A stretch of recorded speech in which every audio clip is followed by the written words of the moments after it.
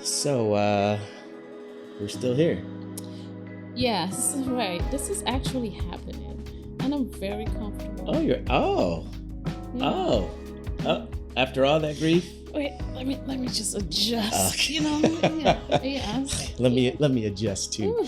All right. Yes, Let me, after all that grief. all the grief, all the things. Welcome, guys, to episode 3 of Vocal Conversations. Wow, we didn't just do one; we were at the third. Yeah. So we're for those who don't know, these are bite-sized conversations for Thank creatives, God. and Bite-size. yeah, we're trying not to be one of those podcasts that like talk forever and you're like wondering when it's gonna stop, or Yeah. it gets good here and good there, and then you see he- like peaks. He knows I don't have the patience for it. Right? No, she doesn't. See, we know each other. Not at all. So we've talked the past couple of episodes. We talked about our origin. We talked about the importance of our journeys, and then kind of like meshing the journeys. Today we're going to talk about something that's pertinent to what we do now. Ooh, and I love this topic. We're going to talk in this particular episode about collaboration. Shooting together versus shooting solo. Yeah. If you give me the option, it will always be together. But I would say this to kind of start the conversation off. You started out being in a collaborative space, correct? Did I? Like when you first started, like you were. It didn't work out. I mean, but you started in that way. Yeah. Okay. If you want to call it a collaborative space, I started in a space where, I was just I was. Oh, next step. Next step. I'm not ready to get filtered. So there's a reason why I asked you that, because you can now know the difference between the collaborative space that was beneficial to you versus it not being beneficial. I see where you're going. And I feel like that's kind of important. So going back, your journey started with you in a collaborative space. Yes. Collaborative space. Collaborative space. What in my head I thought was a collaborative space. But it started with not just me, right? Right. It started with other people involved where my intention was to learn from them. But that didn't work out. But it taught me how to work with other people, if that's where you're coming from. Yeah, that's I did pick up on a few things. You didn't Right. have to literally tell me, okay, you need to stand here. I can see where people are standing, versus you would be like, okay, if you stand from this angle versus that angle. So it was more of just being observant versus being taught. Okay. So that's kind of what I wanted to start with. And then, so you had that phase. At any point when you started your journey, did you do any shoots that were by yourself? With my sister. Okay. With my sister. I was just playing with the camera. And some of you may know she's a fashion designer wearing those bright, popping African colors. And I love colors. I love it. For me, I love capturing colors. So yes, when she create a piece, or she would create a piece for a client, I would kind of step in and be like, can I shoot it? Then not having you or that collaborative set that I started with, I would do it solo. Yeah. So I asked that because my journey was a little bit different. So when I first started, I had a few friends that I started my journey with. We were kind of like starting our journeys together, and we were kind of finding our niche. It was good times. So friends who wanted the same thing. Exactly. And we would get together, we would shoot. And the more and more we shot, the more and more I was like, man, this is something that I love. I started investing in gear. Man. That hasn't stopped. Sorry. I think that's the best part. I think it's the best part. Now, we're going to get to the point where we talk to you guys about, it's not about always the gear, but I love gear. And I love gear from the very beginning. So getting all of the things and getting it together and having those first a few shoots with shout out to my boy Jerome, who allowed us to shoot in his house all the time. He had the exposed brick. We would do all these shoots in his house, and we get together, and it was a lot of inspiration that I drew from that. But then when I started actually shooting some events and stuff like that, I had to learn through trial and error. Because you're just all alone. That trial and error, that error Heavy. was very real. And it was me learning, getting bumps and bruises on my own. And then it would be times where, again, shout out to my boy Jerome, where we would get gigs together and we learning together. You're like, whew, man. But then I recognized that there was a need to ultimately have more to not more okay. more to the actual photography journey, okay. Especially when it comes to like gigs. So it's funny where we, now we have the origin story. People know the origin story, where we started to actually align, where you were coming in and becoming one of my students, and then like bringing you onto gigs. Yeah, I was like, hey, would you want a second shoot? Would you want to? And for those who don't know what second shooting is, a second shooter is an individual that you hire to get a different perspective of an event that you're shooting. Yeah. So if I'm shooting a wedding, sometimes I can't be in the same place where the bride and the groom is at the same time. So I could have you go and shoot those things and things of that nature. But even before then, it was just for us to have these shoots where we can get together and develop a chemistry. I think by developing a creative chemistry, it allowed for me to be like, okay, you're ready to shoot with me. And I think you were testing me.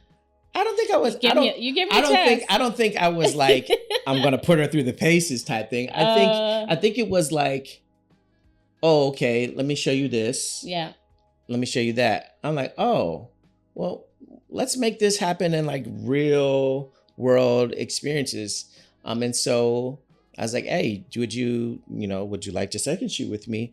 And let me tell y'all, she was very, very excited about. I don't know about that, but we'll take it. She was very initially, because now when I ask her, sometimes she'd be moaning and groaning, depending on what it is, and depending on what it is. But initially, you were so excited, and I was so excited about the fact that you were excited about it.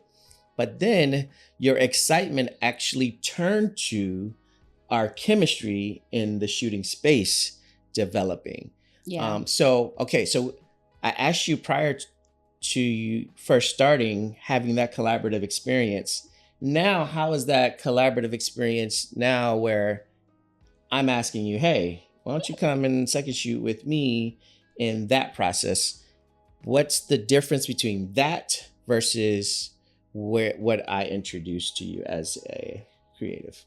I think, like I said earlier in the other episode, it's the friendship we built, right? The friendship, the trust. You saw something in me, and you didn't just, okay, she did this part, let's move on. The one thing you did is highlight what I did, right? So I felt valued. And when I was asked to second shoot, I felt even more valued, because it wasn't presented, oh, we need you to come to this, versus I need a second shooter. Right. That felt different compared to what I had experienced, right? I wasn't just a body coming with the lens that you recommended that I bought. It was more of, I know you can do this.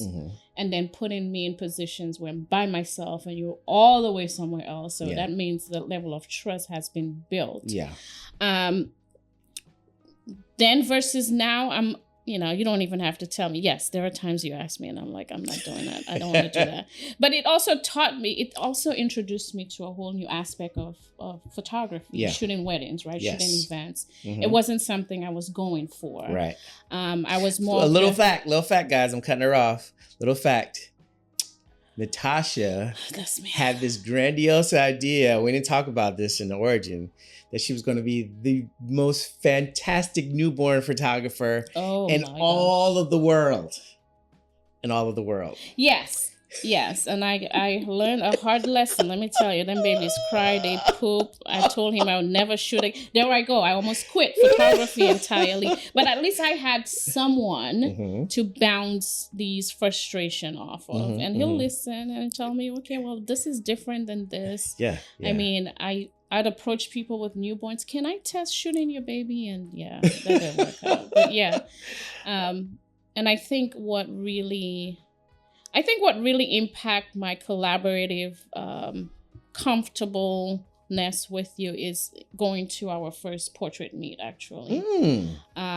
Because, you know, I hesitated. It's cold. I don't like the cold. I'm an island girl. I still don't like the cold. And Which is interesting. Since you're bringing that up, we had literally come from a gig that we shot together. And we I shot didn't together, like it. And you were I didn't like it. It's like, this is too much work. This is da da da da da. Why and I was like, I had heard about here? Portrait Meet at the time. For those who don't know, Portrait Meet is at the time. So this is prior to me becoming the lead and you being a part of the mod team and running PMDC. At that point, PMDC was a photo walk community. Yep. And I heard about it, and I was telling Natasha during our meet, hey, our event, yo, I want to check this thing out. She was like, no, it's cold. There's two things that Natasha does not like. The second thing is the cold. She is very anti-cold. She did mention to you guys she's from the island of St. Lucia. They don't do cold over there. So I was like, come on, let's just do it for like 10 minutes. 10 minutes. Yeah. The first minute. Natasha saw that thing. And the beauty of the community at the time was it was so innovative. It was so different. It was the opportunity to shoot so many different models at one time. And the background was beautiful. And it was just like, oh. I think I found my niche. Yeah. At that first portrait meet DC, I learned that I love shooting portraits, right? I love shooting outdoor portraits, and there were a variety of models to play with. So, and the cool thing, and we'll talk about community a little bit later, but the cool thing that we got to see too was different styles of photography all at once. Yeah, like all at once, and you know that kind of like pushed our creative collaboration even more because we're like, hey, not only can we create and collaborate from a business standpoint, we can create and collaborate from a community standpoint. Yep. And look at all these different styles. We got people out there with strobes. We're like, what is that? What is that? We have people shooting film. We have people shooting close portraits, and you have people so it's just all kinds of different things happening, and it bolstered our creative flow to want to actually collaborate even more so. What do you think is the important about, or I'll ask this. Do you think that it's important to do this journey by yourself? No, I would no. Collaboration is essential to. I have gotten comfortable with the collaboration. I don't think I would collaborate with anyone outside of our circle. And from a trust and business perspective, I wouldn't collaborate with any other person than you. Like, my circle of trust has been closed. I mean, I will give back to the community, but I personally, if I have to take this journey further, I hope you can stay on this journey with me forever. I'm not doing this solo anymore. I'm not. I mean, we've established this relationship, this friendship, this partnership. I sometimes when I'm on a shoot by myself because you have something else, or it's not the same. Yeah, it's not the same, and the clients will notice. Clients who have worked with us together will always like, well, why didn't you bring Mike? Like, where's Natasha? So it feels different. It feels different. By choice, no, I would not continue this. I would never depart from this business venture. And one thing I will kind of bring back too is the beautiful thing about collaboration, whether it be you collaborating from having a second shooter or collaborating on portraits and things of that nature, is perspective, right? So one of the things that I always teach my students when I'm teaching photography is that we all see composition and perspective very differently. Yeah. Right. Yeah, and so the true. beauty of collaboration and the beauty of having an additional party involved is to essentially have that different perspective. One of the things that I enjoy about when we do something together is maybe I don't even need Natasha to take a shot, but sometimes I may need Natasha to say, hey, have you looked over here? I see something over here that works. Yeah. And instantly it allows for me to get a better shot. Yeah. It allows for me to not have to think so much during the day, because especially when we're shooting weddings, there is so much going on. One of the things I liked about, we just was part of a Viltrox event, and he talked about, you know, when you're shooting weddings or you're shooting events like that, you have to come in with the mindset to shoot what you see versus coming with these preordained things. I'm and sometimes, get this and get that. So sometimes I'll be coming there and then Natasha will be like, hey, I saw something over here. And I'm like, wait, that's available. It's in the moment. I can take advantage of that. And just that perspective alone becomes priceless when it comes to collaborating and things of that nature. And that's a takeaway that I want you guys to really fully understand, that when you are taking this journey outside of yourself, it allows you to see what you don't see. Yeah. And that's you should be open to sharing what you see versus what the other person may not see. So it's bouncing off of each other. Yeah. And from a studio perspective, like when I set up when you set up. When I book if a client comes to NH Photos to book a studio shoot, I gotta check his schedule. I have to check his schedule. I'm not a light person. Can I do it? Yes. I can absolutely do it. And he tells me all the time. But I ain't doing it. I'm not doing it without him. It's rare. You have to be out of town, and the client really needs this a session for me to take it on. But I feel like I'm more comfortable, and it adds value to me as a. I liken it to the game of golf. I love to play golf, and I'm excited that my son Sean is now starting to get excited. So cool. The game of golf is really unique, right? The game of golf, there is the golfer, but there's also the caddy. The caddy is just as essential to the golfer as, you know, as the caddy is. And the caddy's job is to really bring a level of perspective to the golf. Yes, the golfer has to take the shot. Yes, the golfer has to swing. And yes, the golfer has to be in front of the cameras for all of the shots. You know, but the caddy is so vital, because the caddy can say, hey, you need this club, or you know, you're about 200 yards away. Oh, the wind is coming from this direction. And so that information is just as important to the golfer for his success. And that's how collaboration is with photography. Yeah. Because I'll be a light person, but Natasha has to get the shot. And as much as I lend to her, at the end of the day, what I lend to her allows for her to get the best shot final product, at the end of the day. So that's the beauty of collaboration. It's the beauty of that versus being a solo. And I don't nick anybody from that. Some people are just fine doing it by themselves. Right. I'm not. I've realized I'm not, and I'm content with it as long as it's fine. You know, it's a matter of building that relationship to get to where we are. Like you said, some people are fine working alone. Yeah. I'm never fine working alone. I'm fine the way it is, and you know. Yeah. So, our second shoot weddings for you forever. Whoa! So hey, you can set we have that on. We have that on. Yes, we have that on the record. Oh my gosh! But in all seriousness, there the things that allowed our creative journey to grow and allow even for this podcast to take place is for us to understand the perspective of collaboration. Yeah, and not only that, understanding each other. I'm not the easiest to deal with. You see, no, I'm a straight shooter. The attitude will come in. But you know the value I bring.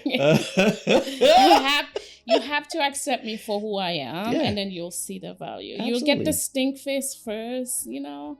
But people don't know that she is the softest. I am. I'll give you the shirt on my back. I cry sometimes. You won't see it. Yeah, they won't see that. You'll never see it.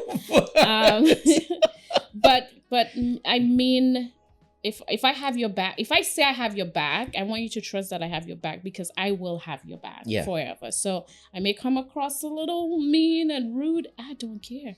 This is just me. But you know, you get what you get. Hey, it is what it is. But at the end of the day, all of these elements, when you pour into the pot, bring a level of success, because we talked about it in the episode before. We talked about balance. Yeah. And anytime you take on any endeavor, if you take one step, the only step comes if there's balance. Yep. Totally agree. And when it comes to this, guys, and understanding why we are having these focal conversations, take advantage of things that allow you to grow. One of the things that we talk about in our Discord, when I get to meet my staff, we're like, what are the takeaways of the day? You know, what are our community takeaways? Because it's not just about what we see. It's about what our community at the end of the day can walk away with to grow in their creative journey. And that's where collaboration is so important. We get to see these different perspectives when we take the time out to say, hey, this works. Maybe looking at this from this perspective works. But it also allows us not to gatekeep knowledge, which is one of the cardinal sins of being creative, or the biggest accusation people throw at creatives is like, oh, you gatekeep, blah, blah, blah, blah, blah. But when you allow for open conversation, for open understanding, for a variety of perspectives, it allows for growth to take place. I think that's another aspect of the relationship we've built, right? We don't gatekeep. You find a gear, oh Lord, a gear, you'll tell me about it. I'm not a fan of watching YouTube videos, and he has Nikon, as most of you know, and I have Canon. As soon as something comes out for Canon, guess who's calling me? Yeah. So, you know, the gatekeeping, it's not worth it. The more, if you can build trust with someone, the more open you are, teaching me how to shoot, even editing. You will see we do have different editing style, but he taught me the fundamentals, and then I created my own style. So there are things about his editing that I love, and I try to, I wouldn't say necessarily copy it, but I will try it and make it into my own. So it's very important. And I have to say this too.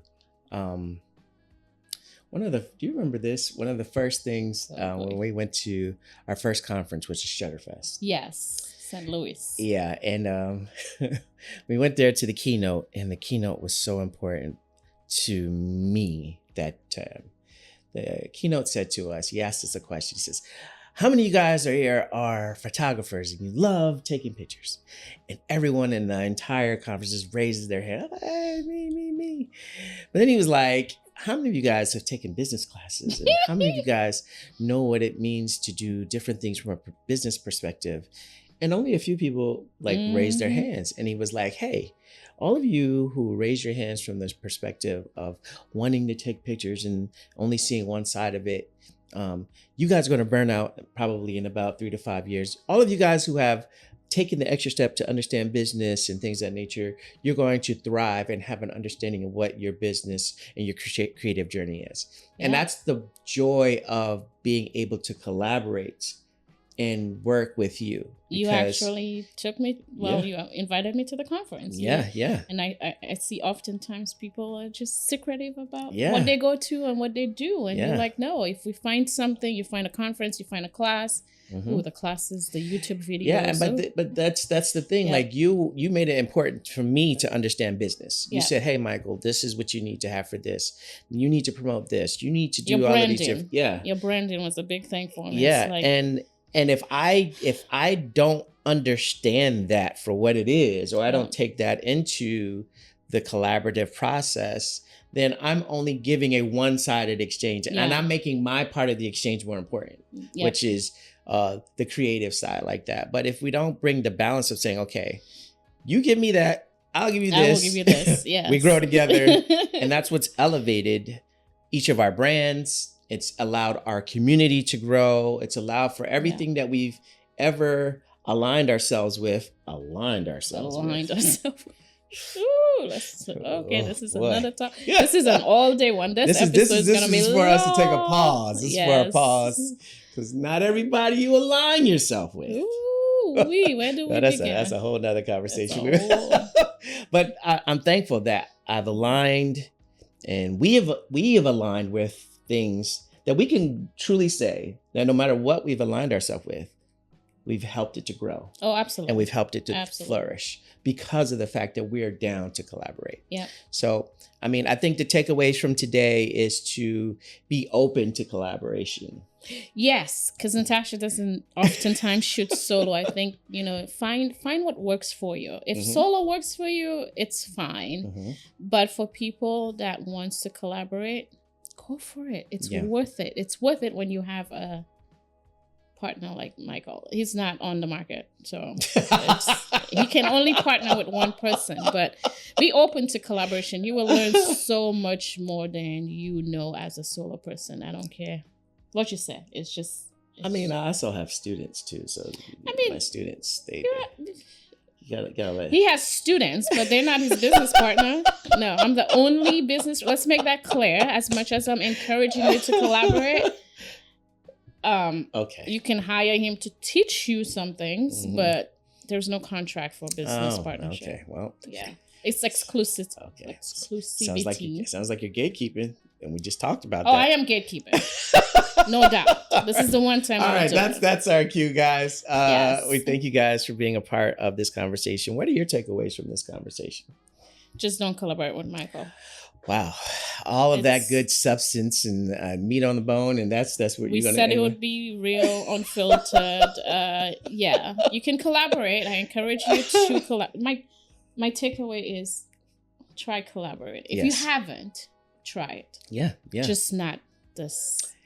Yes, and in all seriousness, yes. So I wasn't serious. No, I'm just kind of I'm piggybacking off of your thought. You get it. Try it, even if you are a quote unquote person who likes to do things by themselves. Try and open yourself to community. Yeah. Or try and open yourself to teaching someone else. Ooh, it may not be you going to learn from someone. Maybe it be you on the other end giving that guidance and understanding what collaboration is from that standpoint. Just put yourself in a place where collaboration can be experienced. And I'm like telling them, they're telling you that there is something joyful out of that exchange that allows your creative light to shine just a little bit more. Yeah, be a mentor. Yeah, be a mentor. Just be something. Don't come over here. Oh gosh. All right. Anyway, this has been another episode of what are we? Focal Conversations. And yes. I'm Michael Edwards. My government name is Natasha Henry. Oh gosh. And we thank you guys for taking the time out to enjoy these conversations with us. If you have any questions or comments, just hit us in the comment section. We're always down to answer all the questions, right? Yes. Don't gatekeep. Always. All the questions. All the questions. But ask us anything. But if she responds in the way that she responds, that's ask her. Me anything. I'll respond unfiltered. Because if it's spicy, you know who it's coming from. Oh, that part. It's coming from our admin. All right, guys. We'll catch you guys next time. Bye.